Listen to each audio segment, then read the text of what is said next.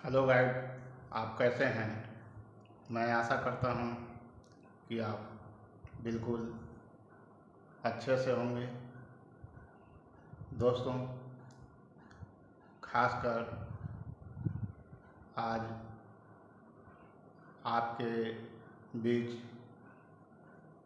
इस वीडियो में मैं आपको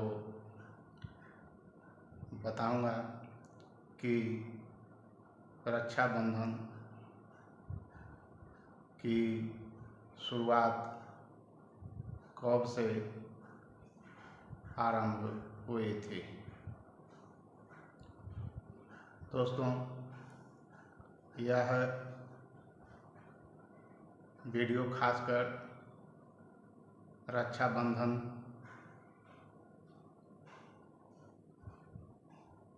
के लिए विशेष तौर पर यह मैं आपको जानकारी के माध्यम से जानकारी के लिए कि विशेष जानकारी हो, लोगों तक पहुँचे, इसीलिए हमारा उद्देश्य इस वीडियो को बनाने का मेन मकसद रहा। दोस्तों,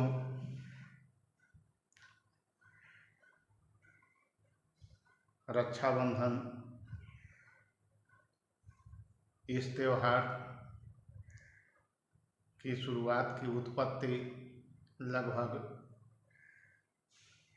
6000 साल पहले बताई गई है। इसके साक्ष्य भी इतिहास के पन्नों में देखने को मिलती है। इसके कई साक्ष्य भी इतिहास के पन्नों में लिखित रूप में मिलती है और रक्षाबंधन की शुरुआत का सबसे पहला साक्ष्य रानी कर्णावती व सम्राट हुमायूं है। पहला साक्ष्य रानी कर्णावती व सम्राट हुमायूं हैं। मध्यकालीन युग में राजपूत व मुस्लिमों के बीच संघर्ष चल रहा था।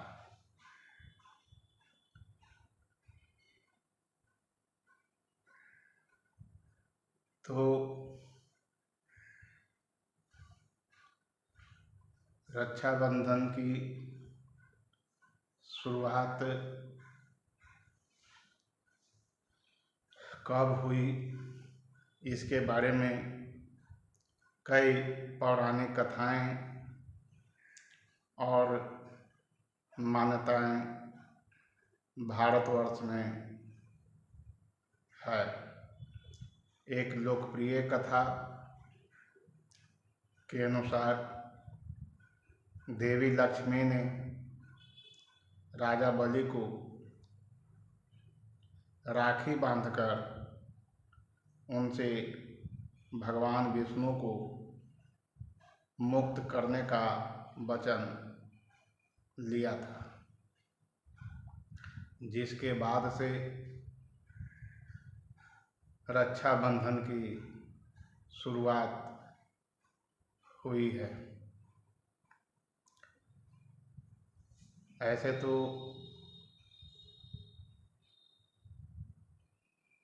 और कथाओं में वर्णन रानी कर्णावती द्वारा हुमायूं को राखी भेजना और इंद्राणी द्वारा इंद्र को राखी बांधना भी रक्षाबंधन की शुरुआत से जुड़ा हुआ है।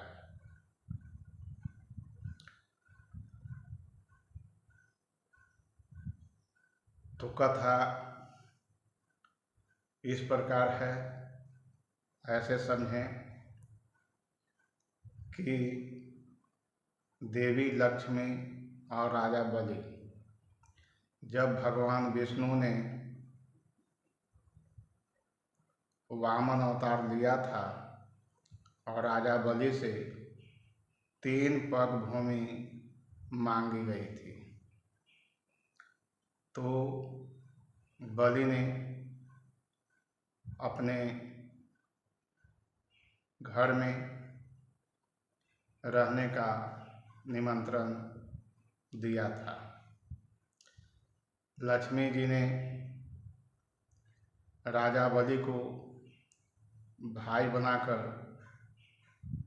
उनसे भगवान विष्णु को मुक्त करने का वचन लिया और उन्हें राखी बांधी।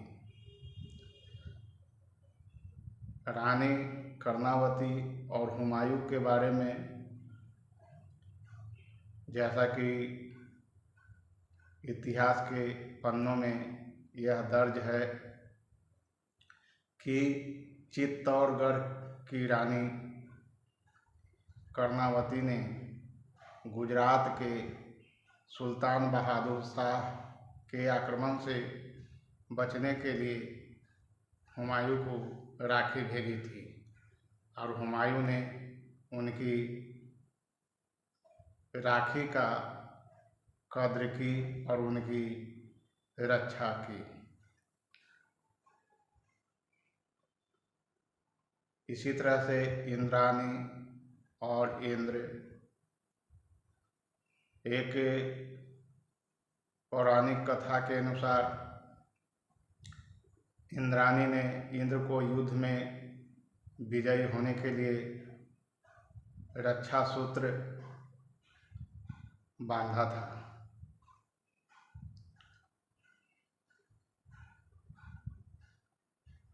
एक और कथा में यह बताया गया है कि द्रौपदी ने भगवान विष्णु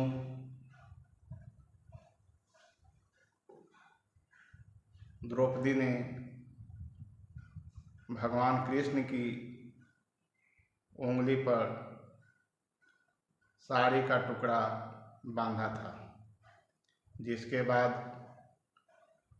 कृष्ण ने उनकी रक्षा करने का वचन दिया था। दोस्तों, कथा तो बहुत सारे हैं। रक्षाबंधन को गुरु शिष्य परंपरा और अन्य मान्यताओं से भी इसे जुड़ा हुआ तथ्य है। यह त्यौहार भाई बहन के प्रेम और रक्षा, जिसे प्रोटेक्शन कहा जाता है, रक्षा के बंधन का यह प्रतीक माना गया है। और रक्षाबंधन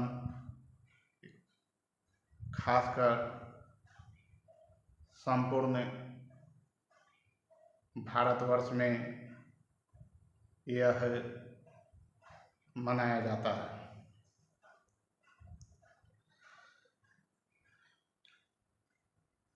तो इस त्योहार को बहन अपने भाई को अपनी सुरक्षा हेतु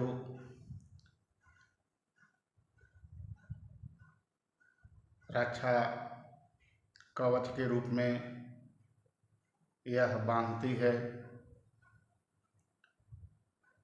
और इसे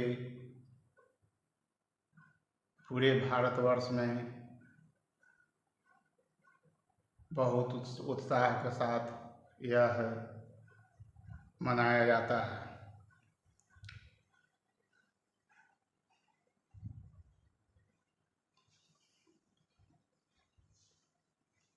तो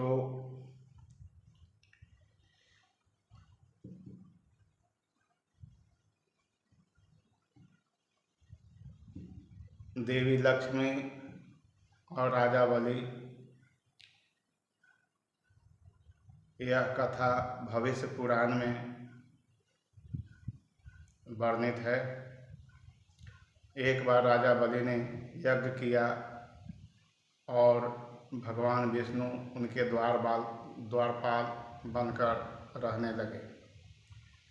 इससे देवी लक्ष्मी चिंतित हो गई, क्योंकि वे बैकुंठ में अकेली रह रही थी। इसलिए देवी लक्ष्मी ने राजा बलि को राखी बांधी और उनसे भगवान विष्णु को अपने साथ वापस ले जाने का वचन लिया था।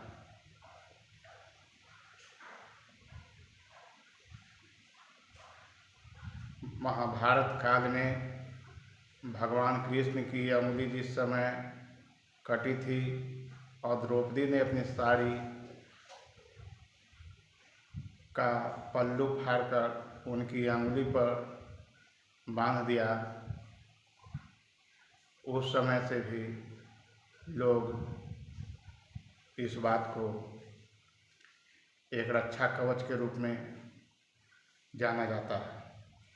इस पर भगवान कृष्ण ने द्रौपदी को वचन दिया था कि वह हमेशा तुम्हें